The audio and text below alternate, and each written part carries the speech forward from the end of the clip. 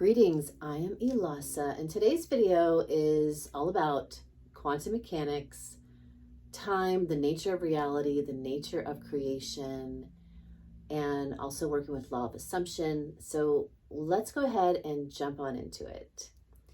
I want to go ahead and have you realize that time essentially is a construct, and it is a way we measure the frames, the infinite potentials that are being focused on. Each now moment that you focus on a frame, you are seeing one potential of an infinite of potentials. And so all of time, all of potentials are happening at once. It's just, where are you focused?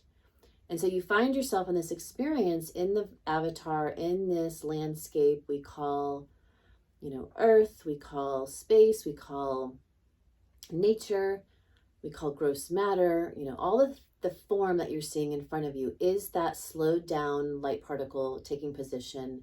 And these light particles magnetically stack up on each other to show you that which you have memorized usually when you're on autopilot. So all that's in your subconscious mind, your fascia is holding all those subconscious memorization.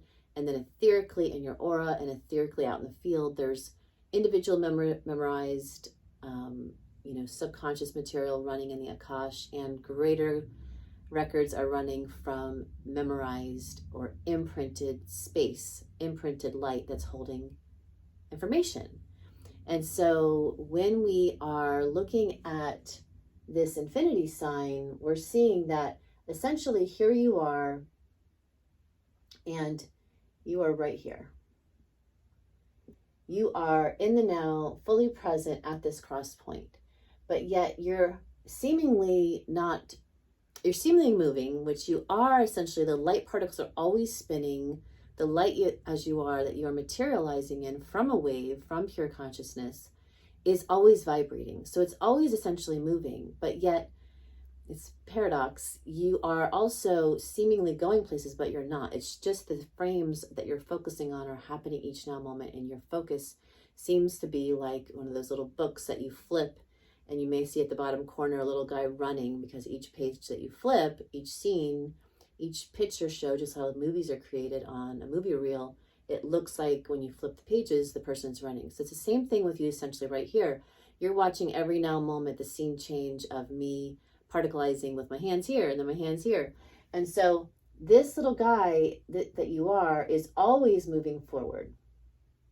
And so then here, the energy, is a different framing, and it looks like he's moving, but actually he's standing still or she's standing still. And these frames are moving, and it goes in an infinity. And I say that it goes in an infinity, but it actually, let's see if I can draw this. It actually is essentially spiraling and continually going, but yet it looks like an infinity where these places cross, okay? And so this infinity stretches out, and it's essentially keeps expanding. If we're looking, up, it keeps going in higher vibration, or it can go lower depending on if you are in a lower downward spiral or if you are an upward spiral, upward spin. If you are on a chaotic entropic spin or a negentropic organized spin, if you are standing still in time and doing meditation, you essentially, this all collapses and you're in the present moment, and you have potential when your eyes are closed and you're in meditation to go ahead and drop in realities. So you could drop in a new scene in the future of you, let's say, with a lot of cash. You are a multimillionaire and you are up here, you're in your imagination, sitting in meditation and visualizing yourself, with a lot of money. So essentially it's like you drop a pin in the reality and you go and experience it when you get in that high frequency, when you get in that embodiment, in that scene, in the reality, it actualizes in front of you. But yet it's because you put it in the field, or you saw that it was already potential in the field, because everything essentially has already happened. If you have a desire for it, then it's already there. You can visualize it and it's there.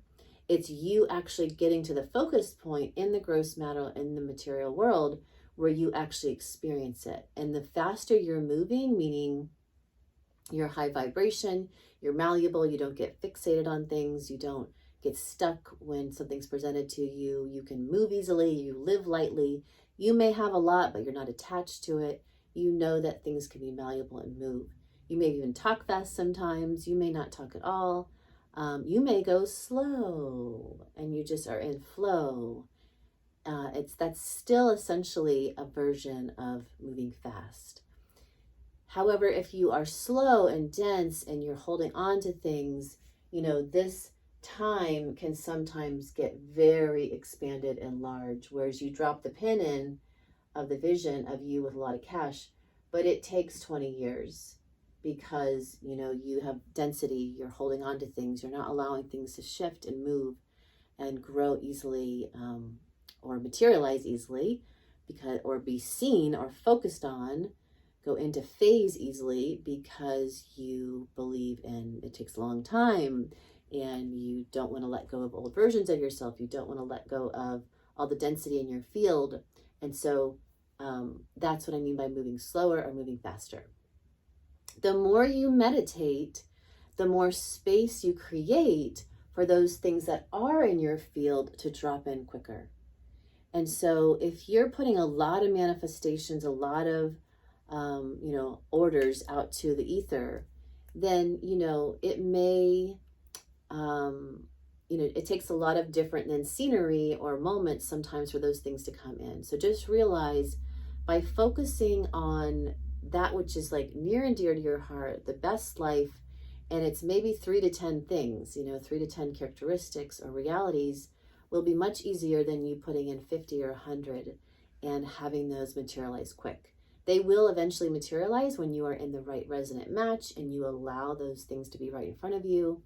And usually that means that you're in flow, you're in joy, your vibration is high, you're in the allowance of it to literally come up in front of you. Now, what happens though is that